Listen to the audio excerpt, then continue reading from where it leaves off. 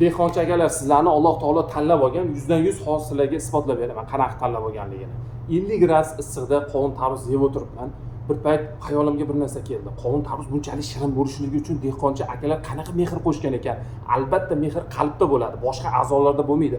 Qalbinglardagi mehringlardan olib ana o'sha qovun tarvuz yetishtirgansizlarki, shunaqa mazali bo'lib chiqadi. Qayerdan bunchalik qobiliyat deb qalb bog'inglarga nazar tashladim bitta dehqon aka.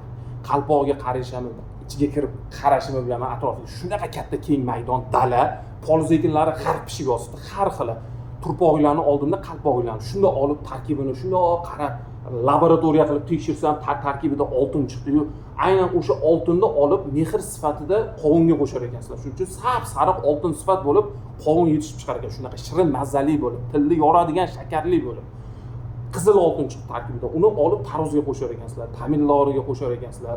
Yashil gavhar chiqdi, yartilab ko'zimni olib maskalar kiyib ehtiyot bo'lib qaradim gavharga. Aynan bodringga qo'shar ekansizlar-yu. Shunaqa tarkibida go'zal moddalar bor ekan, hammasidan olib shu mehr sifatida real hayotda poliz ekinlariga qorishtirib qo'shib yurar ekansizlar. Natijada shunaqa shirin, mazali bo'lib chiqar ekan. Juda go'zal ishga Alloh taolo sizlarni sababchi qilgan ekan, dehqonchi akalar. Alloh taolo ajrini ziyoda qilib bersin, bosinglar gazini. Gap bo'lishi mumkin emas sizlarga.